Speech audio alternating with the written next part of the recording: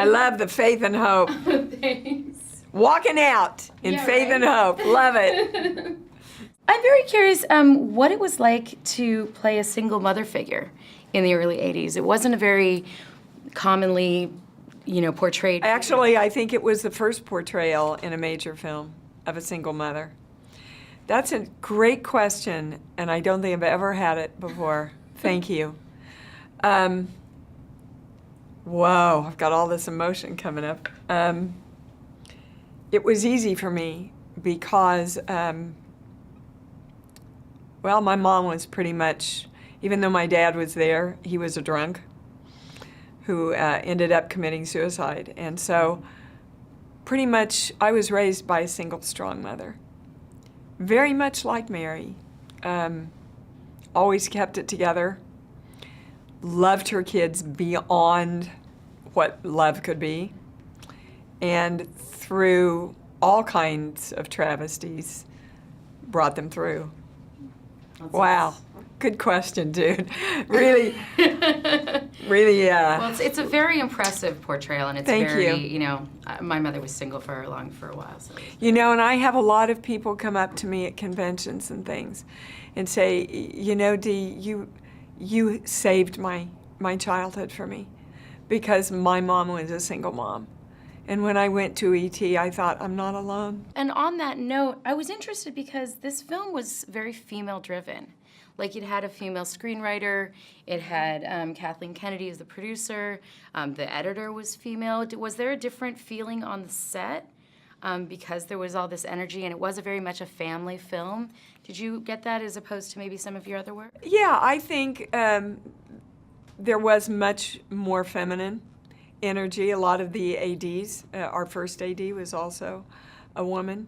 And I think Stephen allowed his feminine side, his fatherly side, his nurturing side, to be very present on the set. And that's feminine energy. We all have masculine, feminine. And so, yeah. Wow, wonderful questions. Come home with me. Follow me everywhere, will you? Please. It's a very special movie. I mean, I saw it when it came out at the Dome. Don't tell me how old you were, dude. We won't go there. But it's a very special movie to a lot of people. What do you think is the singular quality about E.T. that makes it everlasting? It gives us hope, and it reminds us what we have to be within ourselves if we're going to get home. The home to us, the home of peace, the home of love.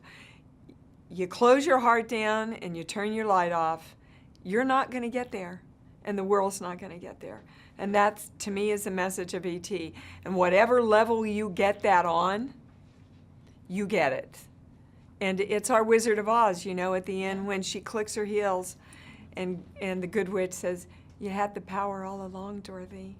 Well, we have the power.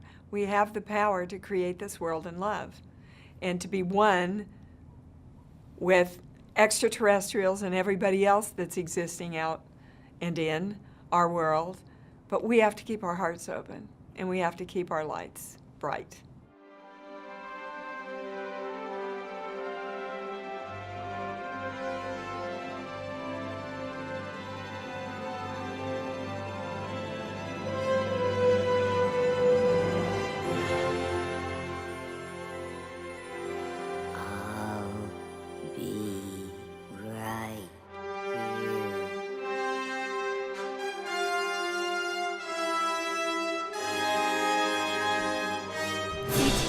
I love you. You're the best.